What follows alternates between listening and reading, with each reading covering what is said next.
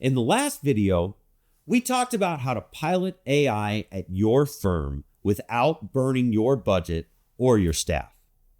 In this episode, I want to get very specific and show you what that looks like in practice using a real example.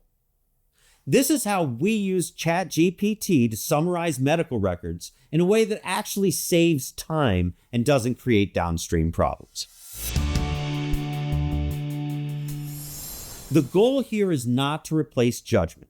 It's to organize information, create consistency, and let attorneys spend their time thinking instead of sorting papers. Medical records are a good AI use case because they're long, repetitive, and chronological. But they also come with the hidden risk that most firms underestimate: bad scans and bad OCR. If the AI can't clearly read what it's looking at, the summary will be wrong, and nobody wants to debug that later. So the way you use AI here matters just as much as the fact that you're using it at all.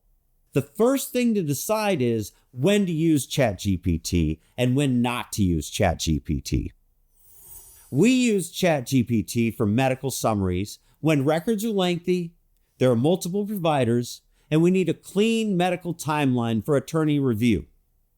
We do not use ChatGPT for medical causation opinions, legal conclusions, or final work product without human review.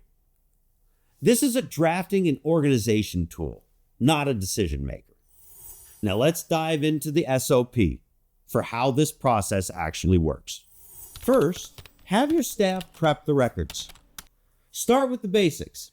Remove any duplicates and put the pages in order.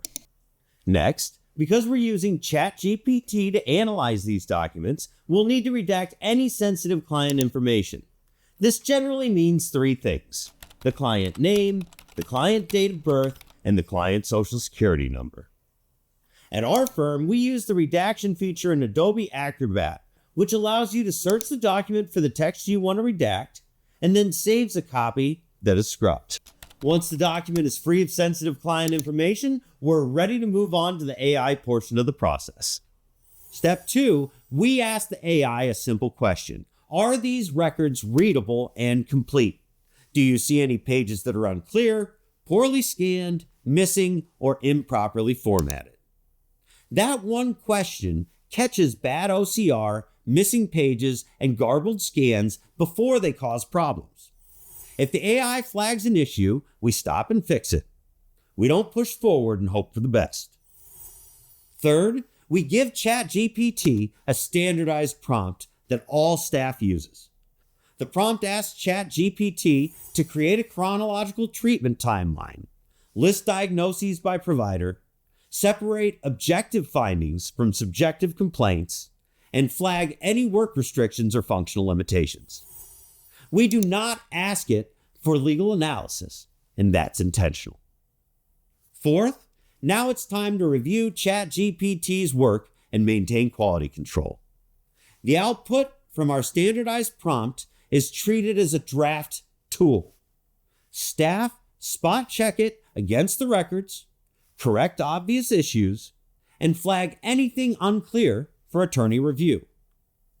The final product is a clean, consistent summary that attorneys can actually rely on.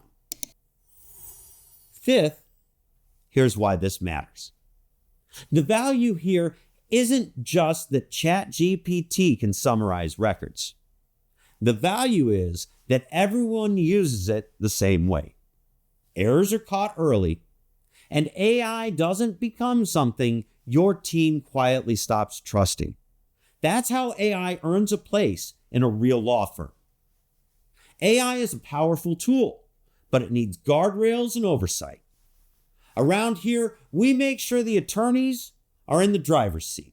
Okay, folks, I'm gone like the last tray of biscuits and gravy. Don't be a stranger and hit that subscribe button, because we'll be right back at you with more AI for attorneys.